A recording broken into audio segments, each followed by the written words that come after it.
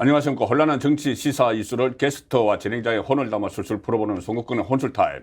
자, 오늘은 집권여당 국민의힘의 이 대변인단을 이끌고 있는 양금희 수석 대변인 모셨습니다. 안녕하십니까. 네, 안녕하십니까. 네. 아유, 또 초대해 주셔서 감사합니다. 아닙니다. 이거 뭐 먼 길 오셔서 정말 감사드리고, 그리고 또 어제 전국 상임위 열어서 또 당헌 룰도 다 개정을 하고 상당히 요즘 바쁜 시간을 보냈었는데, 어제 또 거기서 또 사회도 보셨죠. 네. 예, 그 진행도 하셨고, 그리고 지금 수석 대변인 제가 이렇게 말씀을 드렸는데, 네. 지금 국민의힘 대변인단은 구성이 어떻게 됩니까? 수석 대변인이 박정아 대변인과 두 분? 예, 당을 대표하는 대변인은 수석 대변인이 박정아 대변인하고 저하고 예, 둘이고요. 예. 그다음에 부대변인단이 있고요. 있고 원내 예, 대변인 예, 원내 있고, 대변인 두 두 분 사람 계시고. 있고, 원내 그 부대변인 한 네 사람 정도 있고. 네, 그렇습니다. 그다음에 또 명함만 파고 다니는 또 부대변인들은 한 수십 명 있고, 원래 모든 정당이 그래요. 네. 네. 그래서 오늘은 이 양금희 수석 대변인께서는 당직자시니까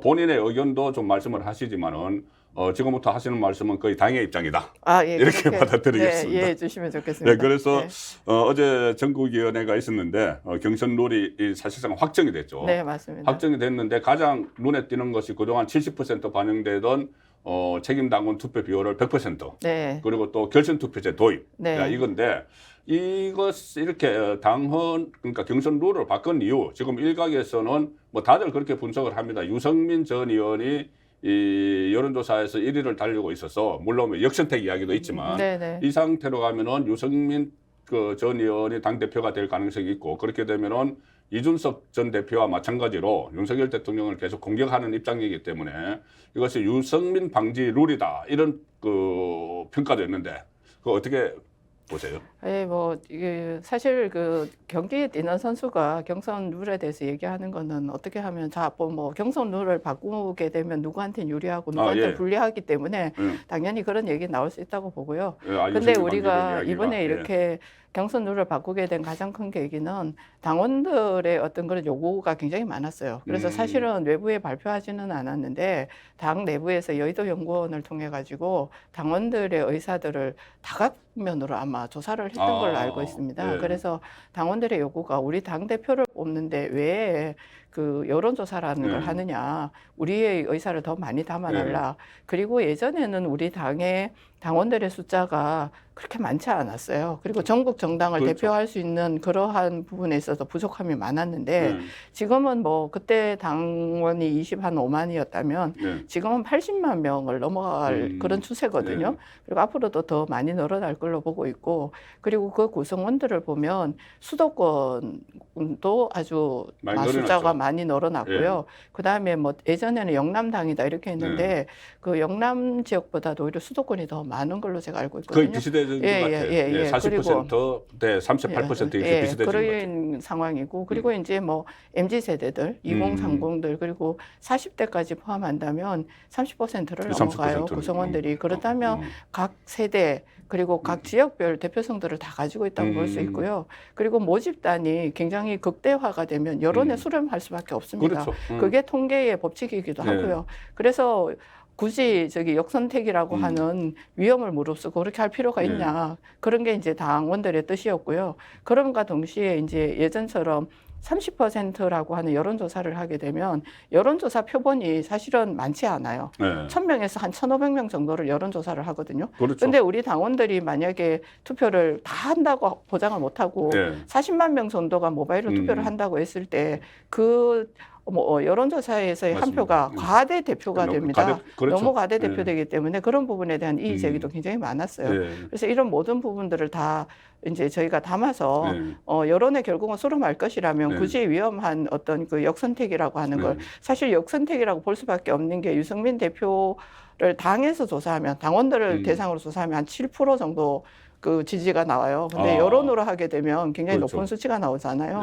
그거는 민주당 측의 여론 수렴이 과정이 있었다고 저희는 볼 수밖에 없는 의혹이 있고요. 그리고 거기다가 또 한 가지 더 당원들이 굉장히 우려하는 것 중에 하나가 대통령 취임하고 난 다음에 3개월이 지나지 않아서 지금 거리에서 윤석열 퇴진 운동이 보고가 벌어지고 나오고 있죠. 있는 그런 검열 민주당 지지층에서 이 여론조사를 굉장히 왜곡할 가능성이 너무 높다. 그런 것에 대한 우려도 사실은 굉장히 있었습니다. 그렇죠. 예, 그런 모든 점을 감안해서 이렇게 이루어진 것이라고 보면 맞습니다. 그러니까 당원들의 요구, 그러니까 당원을 대표하는 대표면은 당원들의 요구대로 따라야 되는 맞습니다. 것이고 예. 당원이 그렇게 요구를 했고 지금 이 유승민 전 의원 같은 경우는 역선택이라고 하지만 사실상 민주당 선택. 그렇죠. 이렇게 봐야 되는 것이 그렇죠. 예. 그제 그 에이스 리서치가 뉴시스하고 여론조사를 발표를 했는데 네. 그때 유승민 그 전 의원이 물론 적합도 1위로 나왔어요 전체. 그런데 이것을 지지층으로 딱 나눠서 보니까 국민의힘에서는 3위 정도 했는데 민주당 지지층에서 유승민 전 의원이 받은 득표율이 네. 58%입니다. 그러니까요. 그러니까 민주당의 선택이 되는 거예요. 그렇죠. 예, 그래서 이 만약에 유승민 전 의원이 당 대표로 들어서면은 윤석열 대통령이 상당히 어려움을 겪을 수밖에 없는 것이 이준석 트라우마가 있어요. 이준석 맞습니다. 트라우마가 있기 때문에 어떻게 보면 유승민, 이준석은 이렇게 같은 라인으로 파악을 해야 되므로 그런데 저는 그래서 자기 당 대표의 가장 적합한 조건은 무조건 이준석 같이 안아야 된다 이거거든요. 네. 근데 뭐 당 대표 수석 대변인께서 그렇게 말씀하시기는 어려울 것 같고 자기 당 대표 뭐가 가장 필요한 요건인지. 예. 저 사실 이번에 윤석열 대통령께서 윤석열 다음을 보여주셨던 게 화물연대를 대응하는 모습이었거든요. 그거에 대해서 국민들이 그렇죠. 굉장히 열광하고 있어요. 지지율도 팍팍 올라가고 있죠. 맞습니다. 우리 국민들이 굉장히 지쳐 있어요. 사실 민주노총의 그 파업에 대해서 그런 부분에 대해서 법과 원칙에 따라서 대응하는 것을 굉장히 높게 평가하는 부분을 저는 보면서 동시에 윤석열 정부가 이제까지 어느 정부도 못했던 개혁을 하시겠다고 지금 말씀하셨습니다. 3대 개혁을 넘어서 5대 개혁까지 얘기하고 있는데 3대 개혁을 얘기하자면 우선 노동개혁이고요. 그다음에 교육개혁, 그리고 난 다음에 연금개혁이 있어요. 이 모든 것들이 다 굉장히 이해 집단 간의 이해가 굉장히 첨예하게 충돌하는 지점들입니다.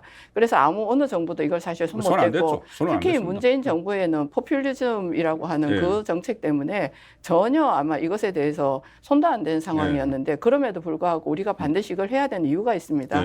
대부분의 국가들이 국민소득 3만 불을 넘어서고 난 이후에 4만 불로 그 가는 과정을 제대로 돌파하지 못하고 다시 주저앉는 경우들이 예전의 역사에 보면 많이 있습니다. 그래서 우리가 반드시 이걸 하기 위해서 4만 불로 가기 위해서는 사회의 여러 가지 개혁이 필요한데 그 개혁을 하기 위해서는 당과 그리고 대통령 그리고 정부가 하나로 똘똘 뭉쳐서 한 호흡으로 가도 어렵죠. 이것을 해 나가는 과정에 대국민 설득이라든지 아니면 이해 당사자들의 그 충돌 지점들을 저희가 잘 협의해 나가는 과정들이 어려움을 겪을 수밖에 없습니다.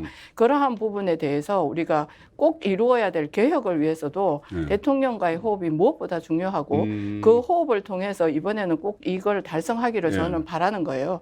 그렇다면 앞으로 우리가 정치라고 하는 거는 제가 생각하는 정치는 이런 게 있습니다.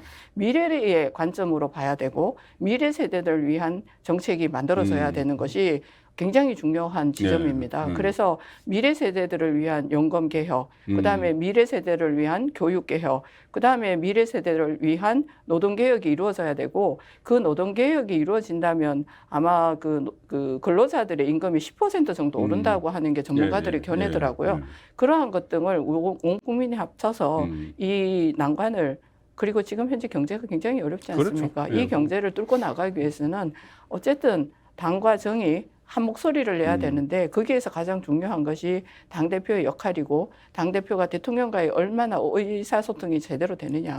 그리고 대통령의 생각을 제대로 읽을 수 있느냐 하는 부분도 굉장히 중요한 부분이라고 저희는 생각하고 있는 거죠. 그래서 이번에 당대표는 오히려 뭐 우리가 100%를 하니까 과거로 회귀한다, 뭐 군사정권이다 이런 얘기를 하는데 저는 오히려 어떻게 말씀드리고 싶으냐면 미래 세대를 위한 당대표의 선출이다. 왜냐하면 우리나라의 개혁 문제를 완성하기 위해 저는 그렇게 방점을 짓고 있어요.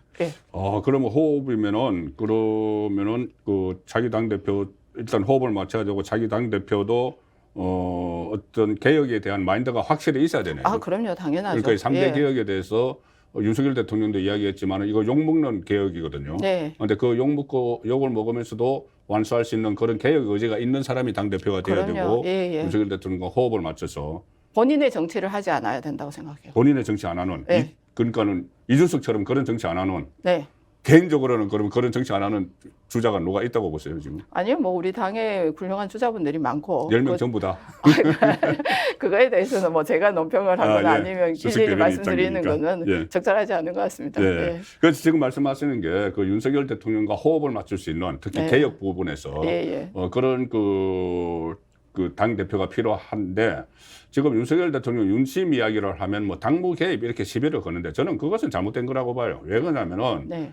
대통령도 당원이고 1호 당원이고 또 어차피 본인과 호흡을 맞춰서 국정 운영을 해 나가야 될 여당 대표가 아무나 돼도 괜찮아 이렇게 하면 안 되는 거죠. 아, 그럼요. 그 예. 누군가는 이렇게 이런 사람이 되는 게 좋다는 의사를 밝히고 그것이 무슨 물론 이 서로 뭐 당정 분리 이런 것은 있지만은 거기 그 당정 분리라는 것이 이 어차피 호흡을 같이 맞춰야 된다는 큰 틀 안에서 보면은 그것은 어떻게 보면 조그만 부분일 수도 있어요. 저는 그렇게 생각합니다. 그것이 대통령 윤심은 있어야 된다고 저는 봐요. 아, 저도 당연히 그렇게 보고요. 근데 민주당이 지난 과거 문재인 정권 시절에 임대차 3법 몰아붙일 때 보세요. 그런 게 사실은 아주 잘못된 그렇죠. 그 개입입니다. 예, 예. 근데 저희는 개혁을 지금 얘기하고 예. 그 개혁의 방향을 함께 갈 수 있는 사람을 얘기하는 거지 뭐 어떤 법 하나를 가지고 일일이 하명을 받고 이런 예. 얘기를 하고 있는 건 아니에요. 그러니까 이게 어떻게 보느냐 그리고 그걸 어떻게 활용하느냐에 따라서 훨씬 더 좋은 시너지를 만들어낼 수도 있는 거거든요. 그래서 저는 그 호흡이라고 하는 건 굉장히 중요하고 전체적으로 그걸 밀고 갈 수 있는 또 강력한 리더십도 있어야 네. 됩니다. 당 네. 대표가 되면 네. 그러한 부분들을 다 만족할 수 있는 분이 됐으면 좋겠습니다. 그렇다면은 결국 윤심은 제가 지금 질문 드리려고 했는데 윤심이란 것은 개혁을 위해서 호흡을 맞출 수 있는 당 대표. 네, 그러니까 너는 그렇습니다. 특정인이 아니고 네네네. 누구라도 그런 그 당 대표가 나타나면은 그 같이 국정 운영을 해 나갈 수 있다. 이런 그럼요. 일단 원칙적인 이야기인데 그런데 지금 윤석열 대통령의 원조 친윤이라고 하는 네. 장제원 의원이 김장연대를 이야기를 하면서 거제도 그 모임에 그 국민공감 모임에 같이 가서 네. 지금 뭐 맞선을 봤다. 지금 데이트를 해보겠다. 예. 데이트가 뭐 잘 되면 결실에 맞으면 결혼도 하는 것 아니냐. 네. 이래서 김장연대 거기서 그래서 장제원 의원이 김기현 의원에 대해서 그런 네. 식으로 연대를 이야기를 하고 있기 때문에 장제원 의원은 친윤이고 그렇다면은 이 윤심이 장제원을 통해서 김기현으로 간 것 아니냐 이런 분석이 나오는 데 대해서는 어떻게 생각하세요? 아, 그 부분은 저는 그 인터뷰를 저도 뉴스에서 봤거든요. 네. 보면서 아마 기자들이 한 질문이 네. 김장연대에 대해서 구체적으로 내용을 궁금해갖고 물어봤더니 네. 지금 관심을 가지고 같이 한번 움직여 보면서 알아가겠다 이런 네. 정도의 톤이었던 것 같은데요.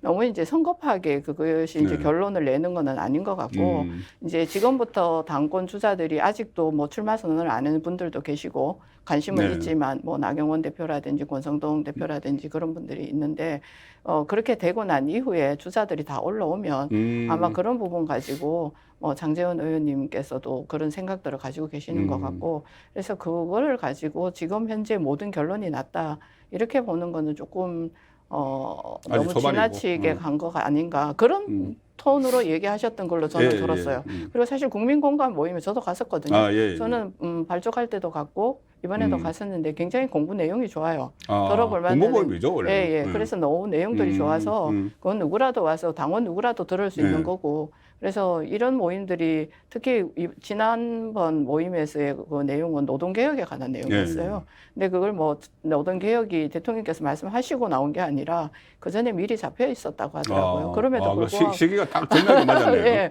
절묘하게 맞았고 저도 노동개혁과 관련돼서 전문적인 내용을 좀 듣고 싶었어요. 그래서 열심히 가서 들었는데 뭐 그런 내용들로 의원들도 계속 공부를 해야 되고 제가 국회에 들어오고 느끼는 것 중에 하나가 국회의원이 정말 많은 공부를 해야 된다는 거예요. 그리고 뭐 신문이나 이런 것도 계속 다 그 현안들을 따라서 추적해 가면서 이런 내용들을 익히고 있어야 될 뿐만 아니라 그 외의 전문가들로부터 필요한 내용들에 대해서 숙지가 충분히 돼야지 저희가 앞으로 의정 활동하는 데 있어서 방향을 제대로 설정할 수 있다는 걸 알고 있기 때문에 저는 국민 공감 모임에 저도 갔었다는 걸 말씀드리겠습니다. 예. 양 의원님께서는 그 국회에 들어오시기 전에 그 여성 유권자 그 연맹에서 그 활동을 많이 하시는데 국회에 들어와서 보시니까는 지금 그런 필요성이 이 국회의원으로서 등록이 필요하다. 굉장히 전문가적인 견해나 이런 안목들이 필요합니다. 이 김장연대에 대해서는 그 이준석 전 대표가 또 그제 아침에 그제 한마디 했어요. 네. 뭐 새우 2마리가 움직인다고 뭐 고래가 그렇게 되네요. 얘기하셨나요? 그러니까 이준석 전 대표는 이 당내의 중진들이나 이 선배들에 대해서 저번에 또 간장 한 사발 이런 이야기하고 정진석 거기에 대해서는 무슨 어때 육모방망이 이런 식으로 하면서 오히려 이 정치를 좀 희화화시키는 본인은 어떤 촌철 살인을 했다고 이야기할지 모르지만은 촌철 살인은 우리 양금희 수석 대변인께서 매일매일 내는 논평을 보면 정말 촌철 살인인데 그런 것이 아니고 이준석 전 대표는 지금도 계속 비아냥거리는 그런 상황인데 어쨌든 그 윤심은 개혁에 맞는 이 그 당대표를 원하는 건데 그렇다면은 지금 원조 친윤이라고 하는 저는 이 말을 굉장히 싫어하는데 이준석이 윤핵관이라고 이름 붙인 갈라치기 하기 위해서 그 중에서는 당권 주자가 아직 공식 도전을 선언한 사람은 없지만 그 권성동 의원이 공식 출마를 아직 하지 않았지만 언론에서 출마를 할 수 있다. 그러면은 원조 친윤에서 출마를 하면은 윤심에 실릴 수도 있다. 이런 게 이제 언론 분석인데 권성동 원내대표 시절에 우리 양금희 수석 대변인께서는 같이 일을 해보셨잖아요. 네, 그때 원내대변인. 그렇죠. 그럼 권성동 전 원내대표의 리더십은 어떻게 평가하세요? 권성동 대표의 리더십은 제가 바라봤을 때 일단 사람이 굉장히 담백합니다. 담백하고 그다음에 통큰 리더십을 가지고 있는 거라고 저는 보고요. 그리고 일단 뭐 그런 부분에 있어서 대통령에 대한 그 처음에 윤 대통령이 대통령 출마 선언을 하기 전에 강릉을 갔잖아요. 그렇죠. 그래서 그 외가 친구니까. 외가의 친구였기 때문에 가면서부터 같이 이 정권을 만들어 왔었기 때문에 대통령에 대한 그 마음이 진짜 남다르세요. 그런 부분들 이런 것 등이 앞으로 강점으로 작용하지 않을까라고 생각하지만 모든 지도자가 저는 늘 얘기하지만 저를 포함해서 누구도 모든 장점만 가지고 있는 건 아닙니다. 단점도 있고 장점도 가지고 있는데 그 장점과 단점이 그때 필요로 하는 리더십이냐. 그렇죠. 그게 중요한 것 같아요.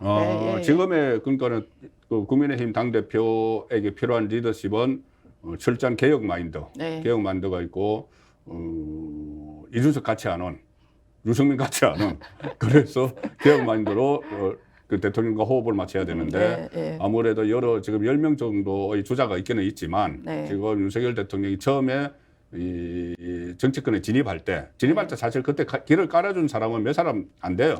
그때 뭐 그 정진석 그 친구뻘이 되죠. 정진석 그다음에 그 권성동 이렇게 몇 사람 되는데 그쪽에서는 만약에 누가 주자로 나서면은 또 윤심이 실릴 수도 있다. 그것은 제 개인적인 생각입니다. 그래서 지금 말씀하신 대로 윤석열 대통령이 이 화물연대 파업을 조기에 종식시키고 사실상 불법 파업과의 전쟁을 선포를 하고 그리고 내친 김에 3대 개혁을 이야기하고 당대표도 같이 3대 개혁을 같이 추진할 수 있는 사람을 지금 원하고 있는데 윤석열 대통령이 지금 국정 운영에 상당히 탄력을 받고 있는 것 같거든요. 요새 그럼요. 어디 가서 모두 발언도 상당히 길어졌다고 하더라고요. 자신감이 있으니까. 윤석열 대통령 요즘 그 지지율 확 오르는 이유는 뭐라고 보세요? 우리 윤석열 대통령을 사실 국민들이 그 선출한 가장 큰 이유가 윤석열 다움이라고 하는 게 있습니다. 윤석열 공정과 정의. 그런 부분에 대한 것들을 이제 말씀하셨는데 지금 법치 그거는 공정과 정의 그다음에 상식 이런 거는 법치주의에 바탕을 두고 있거든요. 그 법치주의를 원칙을 내세워서 끝까지 그 반대하는 저항 세력과 타협하지 않고 가는 그 모습, 뚜벅뚜벅 가는 모습, 그걸 윤석열 다음이라고 그러는데 거기에 아마 지금 되게 열광하는 것 같아요. 지금 우리 사회가 사실 굉장히 여러 가지 분야에서 갈등이 많고 그렇죠. 그 갈등 비용이 굉장히 많이 들고 있습니다. 그러함에도 그럼 이 갈등을 어떻게 조정할 것이냐 하는 문제가 있는데 그거는 법치를 바탕으로 한 갈등 조정이 저는 반드시 이루어져야 된다고 생각을 합니다. 그래서 그런 부분에 대한 국민들의 어떤 그게 있고요. 그리고 대통령께서도 요즘은 옛날하고 조금 다른 게 이제 국정 전반에 대한 모든 것들이 이제 민주당에서 뭐 여러 가지 무능하다 뭐 이런 프레임을 씌웠는데 제가 경선할 때부터 만나본 대통령은 절대로 무능한 분이 아닙니다. 그리고 굉장히 다양한 분야에 관심도 어렸을 때부터 뭐 많았던 것 같고 거기에서 인문학적인 다양한 공부를 이미 다 하셨을 분이에요.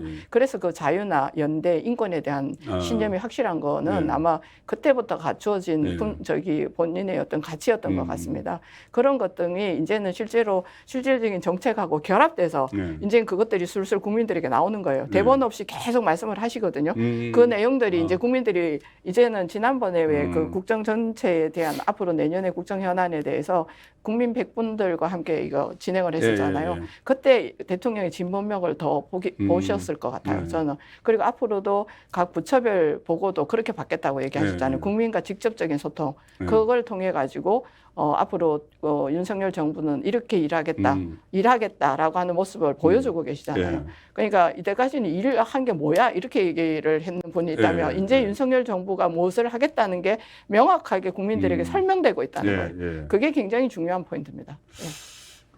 국민에게 설명되는 것이 저번에 그 현안 점검 회의를 그 국민과의 대화 형식으로 했고 지금 또 각 부처 업무 보고를 국민들이 참여를 하는 그런 형식으로 하니까 국민에게 이 설명이 되고 있다 이렇게 이제 대변인께서 말씀하셨는데 저는 그 부분도 중요하지만은 다른 도어 스태핑을 대체를 할 수 있는 것인가 그것이 도어 스태핑 그러니까 매일 아침 기자들과 만나서 현안에 대해서 이야기하고 그러니까 그때 도어 스태핑은 어떻게 보면은 언론을 통해서 국민과 소통을 했는데 지금은 국민과 직접 소통하거든요. 물론 그렇게 굴러 들어온 취재복을 발로 걷어찬 건 MBC 쪽입니다. 그런데 지금 집권당의 수석 대변인이 있으니까 이 지금의 소통 방식 이것이 그대로 가야 되는 건지 대통령의 소통 방식 아니면은 도어 스태핑 같은 기자들과의 그 회견을 좀 간담회 같은 것을 좀 자주 여는 이런 방식을 취해야 되는 건지 왜 제가 그 질문을 갑자기 드리냐면은 지금 말씀을 듣다가 보니까는 연도 기자회견도 지금 안 한다는 이야기가 있거든요. 그러면은 이것으로 다 대처를 해버리면은 국민과의 소통으로 그러면 언론 역할이 별로 없어질 것 같아서. 그건 전혀 아닙니다. 저는 이제 제가 국회에서 기자분들하고 자주 만나야 되는 일에 있다 보니까 기자분들한테 제가 늘 드리는 말 중에 하나가 내가 정치를 해보니까 정치라고 하는 게 국민들에게 앞으로 이렇게 우리가 하겠습니다. 그리고 이것에 대해서 설득하거나 설명하거나 홍보하거나 해야 되는데 그 모든 일들이 정치하는 사람만 가지고 할 수 있는 일이 아니더라. 그래서 언론인들과 그러니까 기자분들과 저희는 공동 지필진이다. 제가 그런 얘기를 되게 많이 합니다. 그리고 제가 내는 논평을 통해 가지고 그 프레임을 잡고 어떻게 논조를 가지고 기사를 쓸 것인가를 결정하시더라고요. 그래서 저는 최대한 그래서 논평을 낼 때도 기자분들이 잘 받을 수 있도록 그렇게 논평을 써요. 그러니까 복잡한 논리보다는 굉장히 간결하게 쓰려고 노력하는 편인데 그렇게 해서 공동 지필진이기 때문에 대통령께서도 그걸 알고 계세요. 근데 이제 도어 스태핑을 중단하겠다고 했지 안 하겠다고 안 하셨거든요. 근데 지금 꼭 안 할 태세 같아가지고. 그렇지는 않을 겁니다. 언론을 어떻게 이제 그 도어 스태핑을 대체할 어떻게 언론하고 방향을 설정할 것인가는 내부에서 굉장히 치열한 고민이 있는 걸로 제가 알고 있어요. 그 고민을 통해서 아마 어떤 방향이든지 결정을 하실 거고 이번에 사실 그 업무 보고가 국민들하고 직접 하는 걸 하다 보니까 그러니까 빨리 할 수가 없잖아요. 이게 시간적으로 여유가 좀 더 있어야 되고 길다 보니까 그걸 아시지 않겠다고 하신 것이 언론하고 그걸 하지 않겠다라고 하는 거는 전혀 아니라고 저는 알고 있습니다. 저도 뭐 그렇게 이해는 하고 있지만 제가 이 도어 스태핑을 시작하고 나서 저는 막 가슴이 뛰었거든요. 제가 청와대 출입을 한 10년 했지만은 대통령 얼굴 몇 번 못 봤어요. 그렇죠. 대통령 집무실하고 기자분들이 계시는 곳하고는 완전히 엄청나게 공간이 떨어져 있으니까요. 그리고 폴 기자로 들어가도 직접 대화는 할 수가 없고 그렇죠. 그런 상황이었기 때문에 도어 스태핑에서는 상당히 가슴이 뛰고 지금도 다시 했으면 좋겠다는 생각인데 잠깐 말이 이제 그 옆으로 흘러졌지만 그 말씀을 하셨어요. 대통령의 법치주의, 갈등 조장을 갈등을 조정을 해야 되는데 그 법치주의를 해야 된다. 이것이 이제 민노총과의 이런 관계인데 개혁 관련인데 법치주의가 또 필요한 데가 하나 있죠. 윤석열 대통령이 후보 시절에 분명히 이야기했던 것이 소위 말하는 신적폐 청산, 네. 그 문재인 이재명 정권에 대한 적폐 청산. 네. 문재인 정권 그리고 이재명 후보도 거의 들어가겠죠. 그때 네. 대장동도 같이 네. 수사를 한다고 맞습니다. 했으니까. 네. 그런데 지금 이재명 사법 리스크가 완전히 현실화가 됐어요. 예, 그렇죠. 현실화가 돼서 네. 지금 소환 통보도 받고 28일 날 소환 네, 28일 통보를, 그 소환 통보를 받고 본인은 소환 통보를 받은 날 고향으로 안동으로 가서 네. 이것은 뭐 마치 정치 보복이다. 이거 야권 뭐 파괴다. 뭐 이렇게 이야기를 했는데 이 성격, 이 이재명 그 사법 리스크 지금 정치권에 어디까지 영향을 미칠 걸로 보시는지. 그러니까는 구체적으로 말씀드리면은 만약에 소환을 지금 안 할 태세거든요. 네. 안 하면은 체포 동의안까지 뭐 제출이 될 걸로 보시는지요? 이 앞으로 어떻게 전개될 걸로 보세요? 지금 전반적으로 당 회의에도 다 참석을 하시고 네. 해서 아마 국민의힘 기류를 정확히 읽으실 것 같아서 네. 국민의힘은 어떻게 보고 있는데요? 저는 뭐 이번에 검찰에서 그 이제 소환하는 거는 사실 조사를 하기 위해서 소환하는 건데 네. 지난번 선거법 위반에 관한 소환에 불응하였잖아요. 이재명 네. 대표가. 이번에도 저는 불응하실 것 같아요. 네. 그런데 이제 그때랑 지금 분위기가 조금 다른 거는 민주당 내에서 민주당 자체 내부에서도 그럼 제대로 조사 받아라. 네. 그렇게 맨날 나는 떳떳하다라고 얘기하는데 가서 조사받고 아닌 거는 아닌 걸로 가라. 네. 그렇게 얘기하는데 지금 이재명 대표에 관해서는 여의도에서 어떤 분위기가 있냐면 이재명 대표의 어떤 사법 리스크와 관련된 질문을 이재명 대표에게 던지면 네. 이재명 대표는 답을 안 합니다. 기자들은 계속 따라가면서 질문하는데 네, 이재명 그거는 대표는 침묵을 하죠. 다 침묵하고 있어요. 네. 그렇기 때문에 이제 화면에 보면은 침묵할 때를 네. 점점점으로 표현하잖아요. 그래서 점점점점 대표라고 부릅니다. 기자분들이. 점점점 대표. 예, 그러면서 예전에 이제 뭐 우리 이제 전당대회 얘기할 때도 아이고 저기 의원님 우리 국민의힘의 전당대회보다 민주당 전당대회를 먼저 하는 거 아니에요? 네. 뭐 그런 얘기까지도 심지어 저희 농담 삼아 그렇게 얘기를 했었는데 어쨌든 간에 그 사법 리스트가 이제 이 턱 밑에까지 온 건 그렇죠. 사실이고요.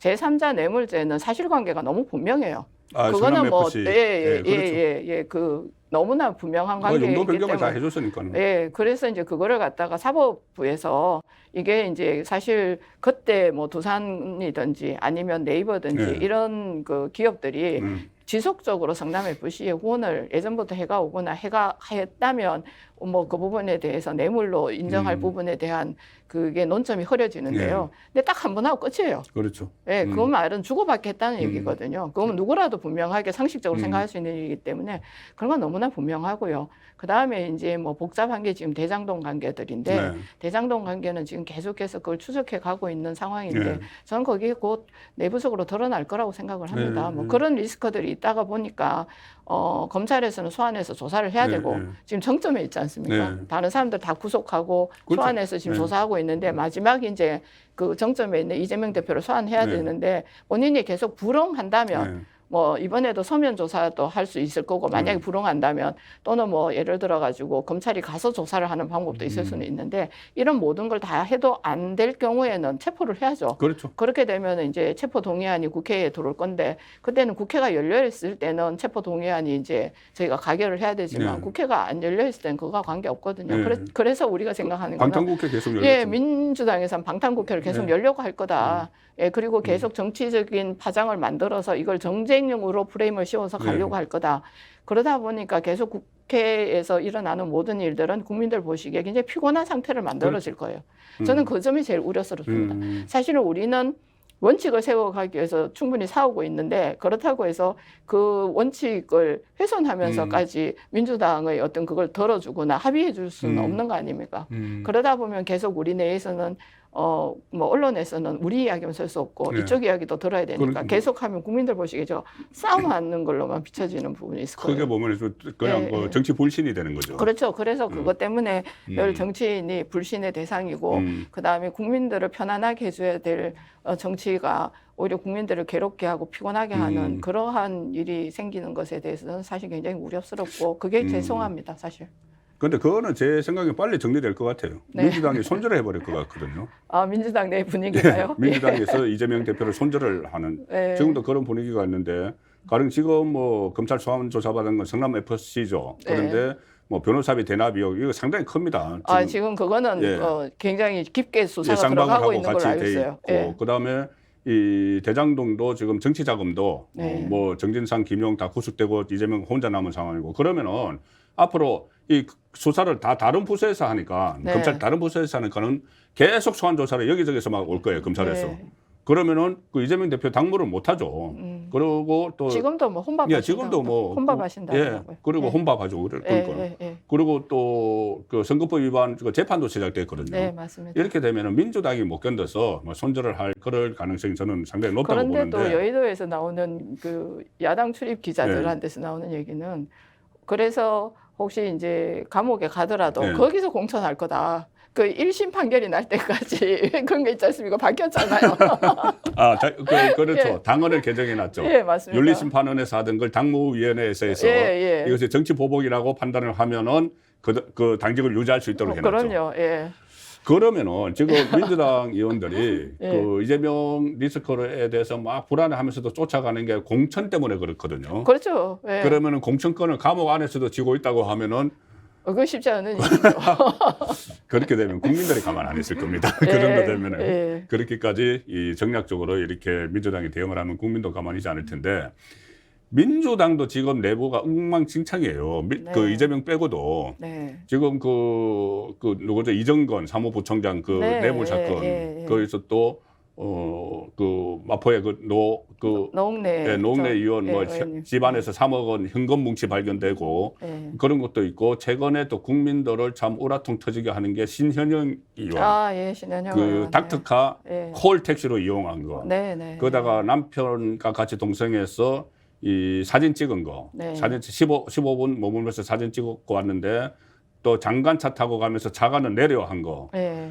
완전히 갑질에다 직권 남용에다가 특히 이 본인이 김어준 방송 가서 이 4분 골든타임 예, 이야기를 맞습니다. 그렇게 했는데 예. 본인은 픽업해서 가라고 해서 뭐 한 30분 동안 늦게 도착하고 이런 부분인데 자 이것은 그 신현영 의원 개인에 대한 이 비판도 쏠려야 되지만은 국회의원의 자질의 문제거든요. 네. 같은 국회의원으로서 이런 자질의 문제인데 이것을 지금 국회에서 윤리위 징계까지는 논의를 하고 있는 것 같은데 어제 윤리위에 제소를 했죠. 했습니다. 예, 했죠. 예. 그러면은 그 위원직 사퇴까지는 뭐 좀 무리라고 보시는 거예요. 이 책임은 어떻게 져야 될까요? 책임은 결국은 뭐 민주당 내에서 네. 져야 되는 부분인데 사실은 이제 이분이 비례대표잖아요. 네. 지역구가 아니라 그렇기 때문에 민주당의 책임이 더 큰 거죠. 그렇죠, 예, 그렇죠. 예. 그리고 비례대표 1번이었어요. 더불어시민당 그때 예. 그 위성정당을 만들었죠. 네, 예. 더불어시민당의 비례대표 1번인데 그것도 좀 논란이 있어요. 비례대표 1번 받은 이유가 그때 코로나19가 막 유행하기 시작을 했을 때 이 코로나 그러니까 감염병 전문의 이렇게 돼서 방송에도 출연을 하고 해서 했는데 실제로는 뭐 가정의학과라고 예, 하니까. 가정의학과 전공인 걸로 알고 있습니다. 예. 그러니까 어쨌든 그런 부분들이 지금 민주당은 지금은 이재명 대표를 방어를 한다고 하지만은 민주당 자체가 엉망이어서 네. 요즘 국민의힘 지지율도 팍팍 오르고 있대요. 근데 우리가 잘해서라기보다는 네. 민주당이 워낙 못하니까 반사에 이걸 보고 있잖아요. 야당 복이 있는 거예요. 예. 저희가 더 잘해야 됩니다. 예. 여기 그 겸손한 말씀이신데 국민의힘이 이 비대위 체제에서 이렇게 정당 지지율이 오른다는 게 상당히 이례적인 거예요. 비대위가 이제 사실 이준석 대표가 이제 이 당을 공격하기 시작하면서 당에 이제 굉장히 위험에 처했는데 어쨌든 비대위가 정상적으로 출발하고 그러다 보니까 전당대회 준비도 다 그러니까 순서적으로 잘 가고 있고 당의 모든 문제들을 정리가 잘 되고 있기 때문에 그런 부분 때문에 이제 국민들께서 한번 지켜볼 만하다 이 정도지 아직은 저희를 뭐 되게 너 잘한다 뭐 이렇게 보고 있는 것 같지는 않습니다.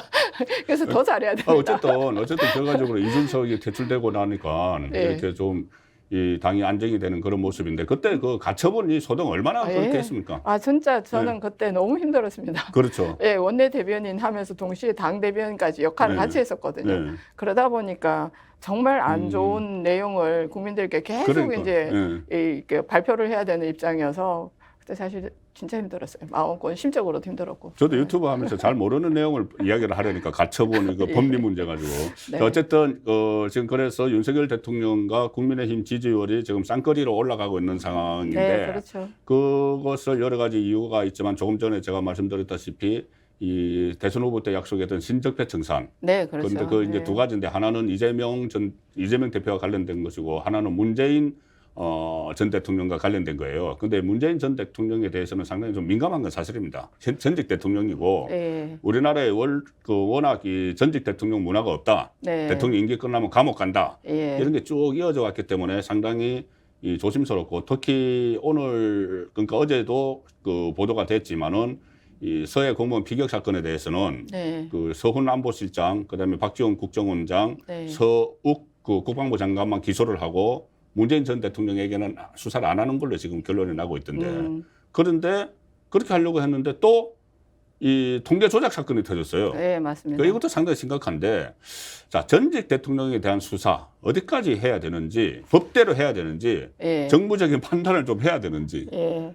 아, 그 부분은 저도 굉장히 아직까지 결론을 못 얻는 부분 중에 하나이긴 해요. 예. 근데 이제 제가 이 시점에서 꼭 드리고 싶은 예. 얘기는 지난 문재인 정권을 얘기하면 꼭 나오는 얘기가 조작, 은폐, 삭제 이런 그러네요. 얘기가 굉장히 많습니다. 예. 그러니까 울산시장 선거, 네, 예. 예, 그다음에 그 드루킹 사건, 드루킹, 예, 그다음에 월성 월성원전 원전. 1호, 예. 그다음에 서해 공무원 사건, 공무원 블랙리스트. 예, 예. 그다음에 오늘 요즘 계속 화제가 통계 되고 조작. 있는 통계 조작. 예. 통계 조작은 사실은 국정문란입니다, 이거. 그렇죠. 예. 엄청난 거죠. 엄청난 겁니다. 예. 왜냐하면 모든 국가 정책은 정확한 통계를 바탕으로 만들어지거든요. 그래야지 다음 대책을 마련할 수가 맞습니다. 있죠. 그런데 이제 뭐 민주당이나 아니면 야당에서 그 어떻게 변명을 하고 있냐면 그 통계를 할 때 통계를 내는 기준을 바꾸었겠지 통계를 조작한 거 아니다 그러는데 통계는 지속성이 굉장히 중요합니다. 그럼요. 그래야 비교가 되죠. 되니까요. 네.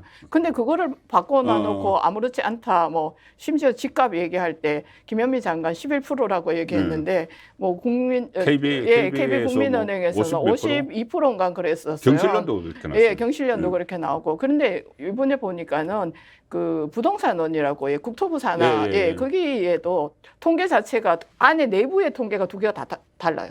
발표역이 있고 예외비가 있고 그렇게 되는 거예요. 그런 것들이 자 지금 저희가 이제 찾아내게 되는 건데요. 이런 건 굉장히 심각한 국정농단이죠, 사실은. 그래서 이 부분에 대한 것들 특히 이제 지난 정부 이러면 쇼하는 정치, 포퓰리즘 이게 전체주의로 가는 방향 뭐 이런 것들 하다 보니까 북한 문제도 그렇게 대응하고 모든 문제를 그렇게 대응해 왔다는 거예요. 그래서 앞으로 저희는 정치에서 절대로 하지 않아야 될 것 중에 하나가 왜곡하고 조작하고 은폐하고 이런 걸 안 해야 되는 거예요. 근데 저는 윤석열 대통령에게 굉장히 제가 믿음을 갖고 있는 것 중에 하나가 지난번에 이제 이태원 참사가 벌어졌고 난 다음에 그 112에 신고된 전화 녹취록 있지 않습니까? 그렇죠.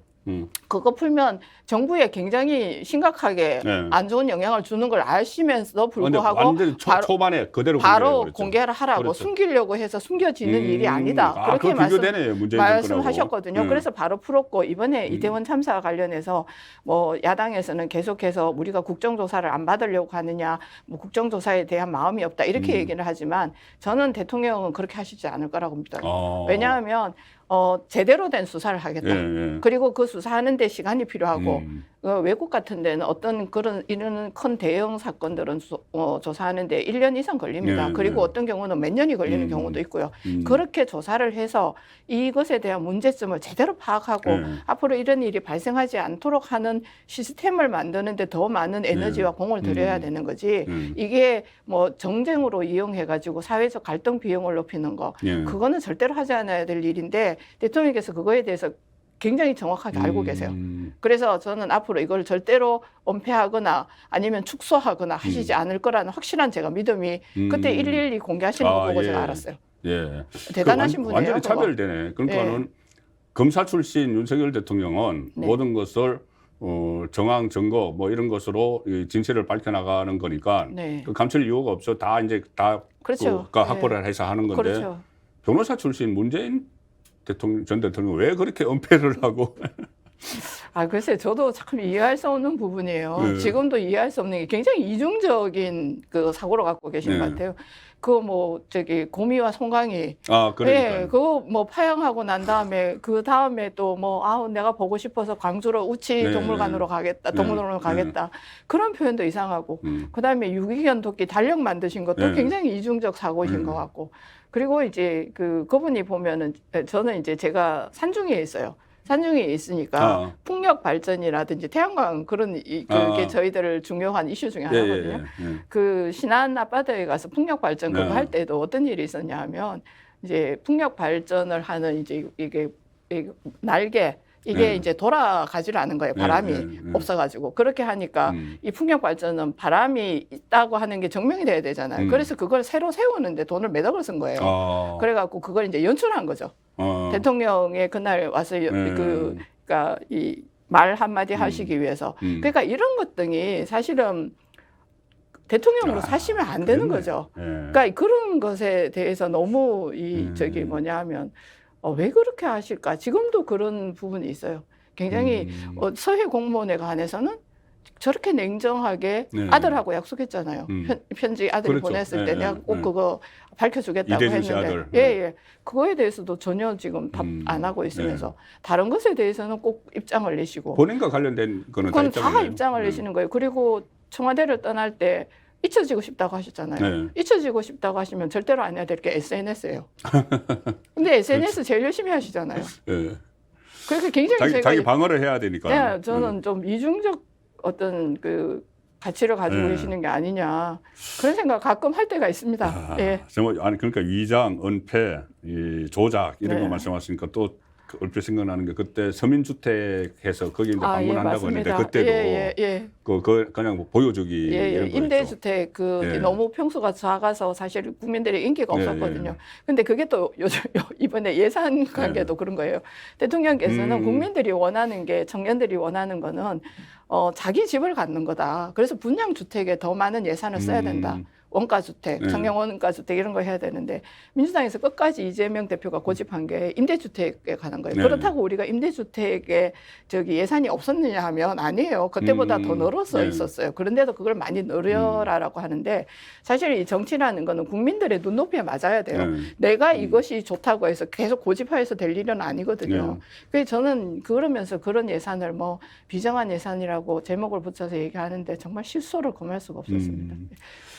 그래서 또 처음에 질문이 문재인 전 대통령은 어떻게 해야 되는 건지, 그러니까 법대로 해야 되는 건지, 정무적 판단을 해야 되는 건지, 섞어서 해야 되는 건지. 저는 뭐 법에서 일단은 모든 조사를 다 끝나고 통합적으로 판단해야 되지 않을까 생각해요. 한 건이 아니라. 조사는 하되 처벌은 안 한다. 아니요. 그런 게 아니라 이제 지금 현재 우리가 조사하고 있는 것들이 몇 가지 있잖아요. 그것들이 다 조사가 되고 난 다음에 이 조사된 내용들을 전체를 모아놓고 정무적 판단이 필요하지 않을까라고 생각하는 거예요. 처벌까지 가야 되느냐?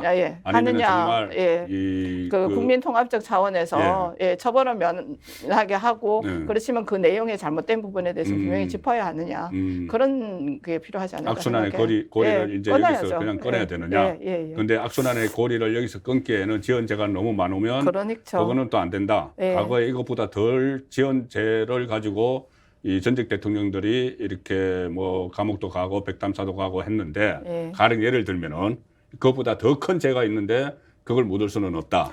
그렇죠. 그런 부분에 대해서 국민적 어떤 합의나 그런 게 필요한 것 같습니다. 자, 한 두 가지만 더 여쭙겠습니다. 일단 저는 요즘 문재인 정권에서 언론이 좌편향됐다는 생각을 많이 하거든요. 물론 언론이 이렇게 어떤 이념적으로 한쪽에 논리를 옹호를 할 수는 있어요. 뭐 저도 지금 뭐 현직 언론인이지만은 저 유튜브를 하면서 어떻게 보면 편향됐다고 볼 수 있죠. 그런데 그렇다고 해서 완전히 정권과 그러니까 특정 정당과 같이 민주당과 같이 협업을 하거나 아니면 가짜 뉴스를 만들어내거나 그러니까 청담동 같은 것 그리고 MBC의 이 자막 다는 거 이런 거 자의적인 자막 이런 것은 어떤 편향을 넘어서 협업 이런 쪽이거든요. 가짜 뉴스 이런 쪽인데 지금 상당히 만연하고 있는데 이 실태를 어떻게 보시고 지금 집권당의 수석 대변인이시니까는 그리고 앞으로 이것을 어떻게 해결을 해야 되는지 저번처럼 문재인 정권처럼 공영방송 사장 법인카드 뒤져서 할 수는 없는 거잖아요. 네, 그렇죠. 네. 네. 지금 저희가 뭐 가짜 뉴스 얘기가 나왔는데 어제 굉장히 상반된 이제 일이 하나가 있었어요. 뭐냐면은 그 YTN 그 영상 돌발 영상 관련해 가지고 사실은 그 이제 송출 안 해야 될 내용들이 네. 송출되고 약간 이제 왜곡이 되고 네. 그랬지 않아요? 그것과 관련해서 오마이뉴스하고 그다음에 한겨레인지 경향이 잘 모르겠는데 제가 헷갈리는데 거기에서도 그 뉴스를 이제 받았었어요. 예, 돌발 예, 예. 영상 가지고 한겨레 맞습니까? 예, 그래 받았었는데 그게 이제 잘못됐다는 게 나오면서 거기 언론에서는 사과를 했어요. 네, 사과하고 잘못됐다고 얘기했고 그래서 거기는 저는 언론인 거예요. 아. 그러니까 잘못된 사실을 알려졌을 때 거기에 대해서는 이건 잘못된 사실을 우리가 오보했습니다. 죄송합니다라고 얘기할 수 있는 것은 언론이에요. 언론이고. 근데 그것을 끝까지 아니라고 고집하는 탐사는 언론이라고 할 수가 없죠. MBC도 그렇고. 그럼 그런 언론들은 어떻게 해요 지금? 뭐 우리 지금 그 문제가 굉장히 머릿속에 숙제로 남아 있는 것 중에 하나인데요. 근데 그거를 제가 보면은 그 언론들은 대체로 보면은 민주노총에 그렇죠. 가입돼 있는 언론인들 중에서 또 심하게 편향된 분들이 그런 역할들을 하고 있는 걸로 저희는 판단하고 있고, 근데 그거를 이제 제재하거나 아니면 중심을 잘 잡도록 하는 게 이제 방통위예요. 근데 방통위가 한상혁 버티고 있잖아요. 위원장이 버티고 있잖아요. 그 뭐 김어준도 계속 다 이제 봐주고 뭐 이런 부분들이 있어서 저는 방통위가 그 이제 안에 내부적으로 좀 변화가 필요하다. 예, 그리고 방통위원장도 바뀌어야 된다고 생각하고 특히 이런 그 정무적으로 굉장히 중요한 자리는 대통령이 바뀌어야 되는 거예요. 그렇죠. 스스로 물러나야죠. 물러나는 게 맞는데 지금 끝까지 계속 버티고 있잖아요. 그런 부분들을 통해 가지고 저는 이게 좀 그 심하게 왜곡되거나 편향된 것에 대한 제재가 반드시 필요하다고 생각합니다.